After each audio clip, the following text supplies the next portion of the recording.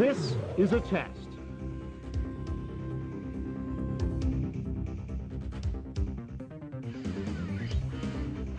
This is a Lincoln Town car. It will be crashing at 40 miles an hour.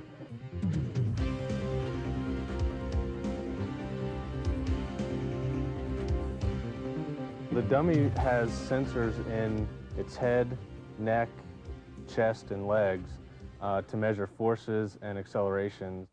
At the Insurance Institute for Highway Safety, crashes are no accident. Throughout the year, dozens of cars are purposely smashed into barriers and each other at the Institute's Vehicle Research Center in Ruckersville, Virginia.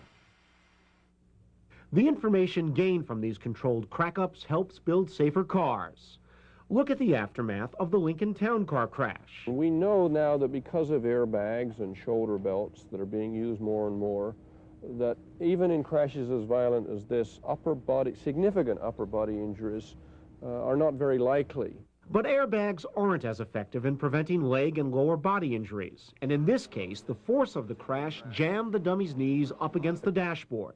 If you look here, what is being driven back is the wheel. That's being driven back into the compartment. That's why the frame of some new cars, like the Volvo 850, is designed so that the wheels will push out and away from the passenger compartment in the event of a crash. The problem, of course, is when you visit a showroom, you usually can't pull the vehicle apart to see how it's made. So how can you tell if the car you're thinking about buying is safe enough for you and your family? Number one, buy a big car.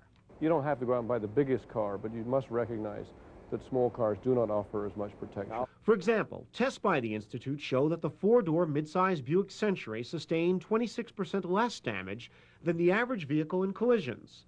But the compact Geostorm suffered 61% more damage than the average.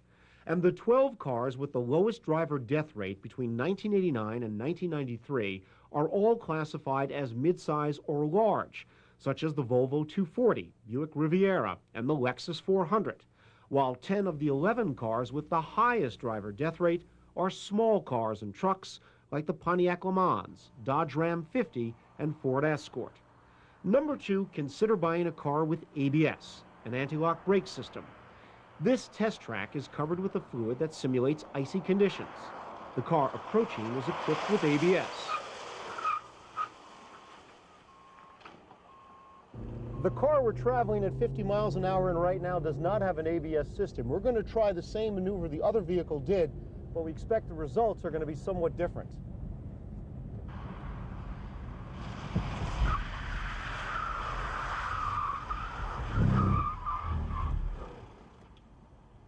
Basically, what ABS is doing is pumping the brakes. It's becoming an expert driver, if you will, because every time the wheels are about to lock, the brakes are released momentarily. So, as the name implies, it stops the wheels from locking up. Third, dual airbags. Driver deaths in cars with airbags are 24% lower, according to the Institute, than in cars with seatbelts only. 90% of new cars are equipped with airbags, but some models like the Chevy Lumina van and the Pontiac Grand Am have them only on the driver's side. Other safety items to look for: adjustable seat belts. Well, comfortable belts are important because if they're uncomfortable, people will tend not to wear them. Some manufacturers are also offering built-in child seats and side impact airbags, not because of government regulations, but because today, safety sells cars. And manufacturers know that the better their cars do here on the test track, the better they'll do in the showroom.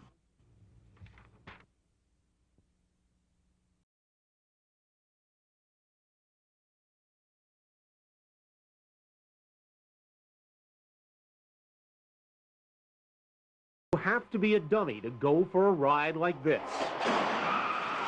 Just about every week at a research facility run by the Insurance Institute for Highway Safety, test dummies are used to simulate the stresses and strains car accidents put on human passengers. The dummy has sensors in its head, neck, chest, and legs to measure forces and accelerations.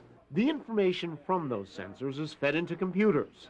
The numbers show exactly how a human would be injured or even killed if it were in the dummy's place.